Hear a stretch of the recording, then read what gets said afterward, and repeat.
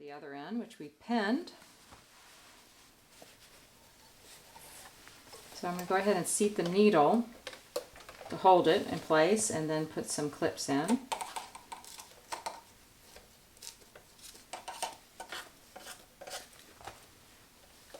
And sew around to the next mark.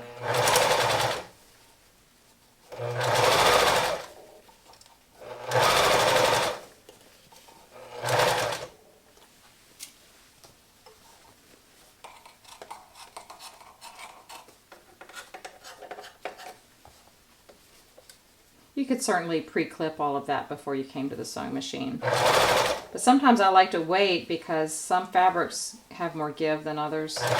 You might not need to make as many clips.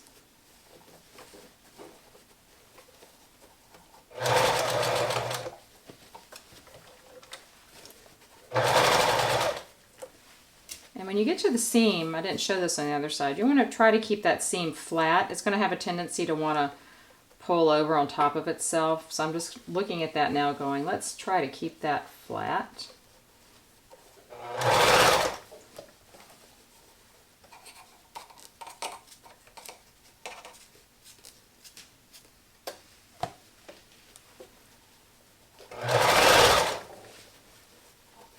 So you'll notice I'm pulling underneath with my right hand, sort of easing in.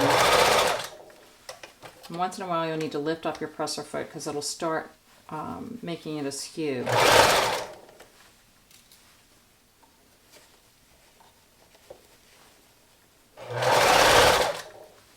Okay, I'm to the last quarter.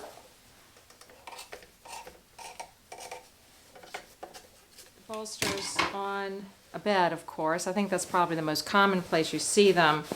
If you have a arrangement of pillows, maybe pillow shams and some occasional odd-sized pillows, one bolster sort of set at an angle or centered in the front is really pretty.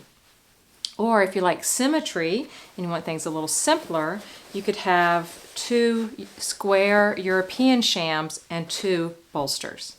I think that would be really handsome if you had monograms. So if you do embroidery or you know someone that does embroidery and you can have his monogram and her monogram and 2 pretty bolsters on a bed, I think that would be really nice. You can also use them on chairs and sofas. I think bolsters are really pretty on small chairs, maybe a wicker rocker in a sunroom. That would be cute, or in a nursery. And if you have a larger sofa, you can place them this way, one on each end, which is nice with this one because you have the ruffles and that gathered end. So the end is the star. It really is pretty. So if you used a pair, one at each end of your sofa. And day beds as well. You could put one on each end of a day bed. So that's starting to fill out and get kind of firm. I still need some extra in the middle, but it's starting to get tight.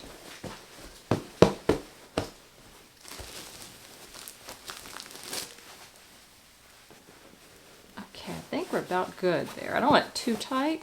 Still want it to look like a pillow, not like a cinder block. But I can see I have some lumps, so I'm working those out. Maybe a little bit more. Right here I can see a little valley there. Okay, I think that's good. So now we're going to hand sew this closed. You could go to the sewing machine, pinch it together, force it down under the presser foot, but frankly that would make a lump that will show through. So you don't want to do that. We're going to hand sew it. So I'm going to first pinch the 2, make sure the seam allowance is under, and pinch them together and put a few pins. And I like to bury the point of the pin so I don't stick myself on it. And then another pin and bury the point. I think 2 pins is enough.